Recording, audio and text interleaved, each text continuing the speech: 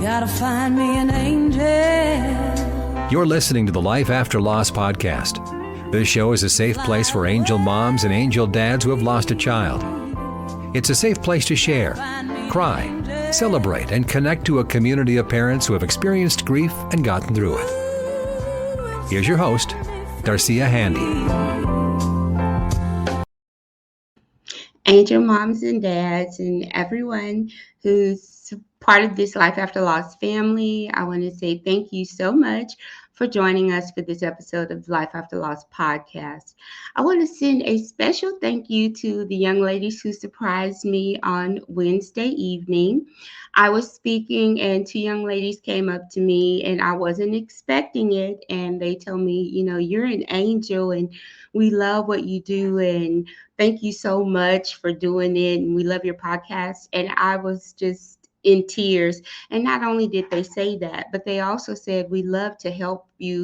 We'd like to donate with you and we'd like to give you things to help you when you're donating to the hospitals. And then one of the young ladies actually told me, she said, thank you for looking out for the mothers in the NICU because my son was in the NICU. That's what she shared with me. And then she showed me a video of her baby and it just made me feel good. Actually, it brought me to tears because it was something I wasn't expecting. And I share that with you all because oftentimes I'm asked, why do you do this? Or doesn't it hurt you to talk about this all the time? And I say, the reason why I have this Life After Loss podcast is because I am becoming the change that I wanted to see. You all know when I lost my son shortly after birth, 16 years ago, there was no help. There was no help for me. I left that hospital. I was alone. I was by myself. And if not for my family and prayer, well, you guys know I went from being suicidal to successful. So this podcast is more than just, I'm just talking. We are a family. This is a safe place for angel moms and dads. This is a safe place for people who have experienced pregnancy and infant loss. This is a safe place. We are advocates for maternal health. We are advocates for infant mortality reduction. This is the place where the moms and the dads can come. They call, they text, or they write and they let me know what they're going through. I had an angel mom who told me she's been an angel mom for 47 years, and now she has an opportunity to share her story or to talk about it. So when people say, why do you do this? It's not just for me, it's for us. And guess what? We are spreading awareness. We are letting people know that we're here. And most importantly, we're talking to doctors. I'm speaking to doctors and nurses because something has to be done about infant mortality. We are in 2021, almost 2022, and we still see infant loss at such a high rate. So when people ask me, hey, you still doing this? You talking about that? Doesn't it hurt? No, it doesn't. Sometimes it does sometimes, but I'm helping others with their healing. Now, I had to share that with you all because I really appreciate it. I mean, being recognized is like very surprising. I know that I'm on YouTube and I know I'm doing it live, but someone walked up to me and they recognized my voice. And I was like, they said, I know you? I was like, I don't know you. And they were like, I know you. You have a podcast. So thank you so much for the support. I appreciate it. Please like and share and subscribe to the podcast so you don't miss any episodes and let your friends know about it because even though the ladies who came up to me when I was speaking, they had not experienced a loss, they still wanted to support me because they have friends who've experienced loss and, they heard about what I was doing and they were there and they were listening. So it doesn't have to be that you personally experienced the loss, but it can be someone you know or a family member or a friend that you're trying to support, or you're just thinking to yourself, I have time and it's something that I want to do. And you can be a part of the Life After Loss family and help when we go out to do our donations in our community service and things like that. So I just wanted to let you all know that I hear you when you are reaching out to me. I appreciate it. And I'm open, very open to each one of you. Now, for my angel moms and dads, one thing I want to tell you today is your goals, setting goals to get out of the bed when you don't feel like you want to. And we've talked about this a little bit before. I've touched on this in the past. Everyone grieves in their own time. People tell me, "Oh, Darcea, you're doing so fantastic. How long did it take? How long did it take?" It's different for everyone. I have my good days and I have my not so good days. Sometimes I have days where I may not be my best and I don't even recognize it. It'll come later. Like I may be frustrated at work, or I may be frustrated at home, I may have been frustrated with family, and I'll think about it. I'll say, "Oh, okay, I have gone to Babyland 3 times this week to visit my son. Babyland is where he's buried." And I say, "Okay, so I'm frustrated and I'm upset and I'm just taking it out on everybody." Our grief is different, angel moms and dads. Your goals don't have to be like everyone else. I know we all look at the stages of grief and the time denial and all of it. It's different for us. So when you're thinking about your goals and when you're grieving your loss, this is what I'd like for you to do. One step at a time. Your grief is your own to own. Your goals are your own to own. And tell yourself this: today I'm getting out of the bed. And if you get out of the bed on that day, then that's success. Tell yourself this: okay, today I'm going to get out of the bed, I'm going to get dressed, I'm going to the store. And if you accomplish that, then have a small celebration for yourself that you've accomplished that. Don't set unrealistic goals for yourself and say, "Okay, I'm going to give myself a week to heal, or three weeks to heal, and then I'm jumping back into everything because I'm fine," when you're not. It's okay to not be okay. And at the same time, it's okay to be okay.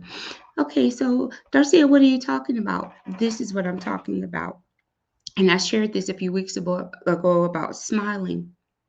Sometimes we think when we're grieving the loss of our child that we have to stay in a state of sadness all the time, or we're betraying that our child, or with anyone, with any loved one. Sometimes we feel like we need to stay in that place of sadness, or we're betraying them. If we have a moment where we feel okay, if we have a moment where something makes us laugh, or if we feel like doing something with other people and we think that enough time hasn't passed, so am I betraying them? You're not. And the same is true for when you're not okay. Don't set yourself up for failure by pretending to be okay when you're not, or setting unrealistic goals for yourself that you're not going to be able to meet. And I can tell you about that. You don't have to commit yourself to everything if you're not up for it. If you know that there's going to be a baby walk in the park in your community, and your friends say, "Hey, let's go and volunteer and pass out water for this baby walk," and these people have babies in the strollers, and you know that's not for you, then you don't have to do it. It's okay to say no if you're not ready for that. So when I talk about your goals and your time with your healing, it's individual and it's personal to you. I come into your home every week and I'm talking to you, and you can reach out to me and we can share ideas personally and put a plan together for you. But if you're not doing that, then you are healing on your own time. If we're not putting a plan together for you, then you're doing it yourself. angel moms and dads. That's very important. And it means don't overcommit yourself when you're not ready. If you're not ready to jump back on PTA because you've got some more healing to do, that's okay. If you're in the health profession or you work with babies or children and you're not ready right away, that's okay. One thing I'll share with you all, I don't think I've said this before, but before I was a nurse, nursing is my second career. I wanted to go to nursing school. So I actually got accepted and I started nursing school. And I happened to do clinicals in the hospital that I lost my son in. And when I went into the hospital, I was very angry and I was very mad. And it was so real and so raw because it was just a year after his death. So, when you're doing clinicals as a nurse, you go where they tell you to go when you're a student. You're on the floors they tell you to go to. And one day I was so challenged because not only was I in the hospital that I lost him in, but I was assigned to the NICU. And well, actually, they didn't have a NICU. I was assigned to the infant, newborn area, maternity, newborn. And it wasn't on the maternity floor, it was actually in the newborn area where all the newborn babies were. I had to do newborn assessments, the assessments on the newborn babies. I couldn't do it. I could not. I was, whew, I was very upset. I couldn't do it, but I had to for nursing school. So a friend of mine at the time, and I still love her right now, Ngozi, hey Ngozi, she said, Darcea, just do it. You have to. And she said, just think about this. Would your son want you in here falling apart right now when you have to prove yourself to everyone that you can do this? Would he want you just to fall apart? He wouldn't want you falling apart. He would want you to do this. I say, you know what, you're right. And I thought about him, and not only him, but I thought about my daughter also. I was like, you know what? I said I'm going to do this. I've gotten in. Nursing school is very competitive. It's hard to get into. I said, okay, I'm going to do this. Now, Angel Moms and Dad, that was very hard. It was so difficult for me because you know my story. I had no support from that hospital. I was just mad. But I said, okay. I felt like I wasn't completely ready, but I got ready. And I ended up doing it. And it was a great experience for me. I thought it was just going to be raw emotions and sad. I was sad for a little while, but I did it. And it was good. So, what I'm telling you is push yourself, yes. But if you know something is just going to be too hard for you, it's okay to say no. But if you have a commitment like I did, nursing school or job, and you have a good support system, try. Just get out there and try. That's the most important thing about your healing and your recovery from your grief is just trying, putting your feet, let's see, taking one step at a time. It's not a race. You'll have your good days and your bad days, but you'll get there. Those goals can be small and then they can start getting bigger and bigger and bigger from I'm getting out of the bed, I'm getting dressed today, I'm doing my hair today, I'm going out today, I'm going to mow the lawn today, I'm going to go to the library today. You take those steps, baby steps at first, and they get bigger and they get easier. I'm telling you, it's going to get better, especially with the support that you have with the Life After Loss family and hopefully your family members who are around you. It's not a race. And I can't say, oh, I'm just completely over my son. No, but it's healing and I have recovered from that heartbreak.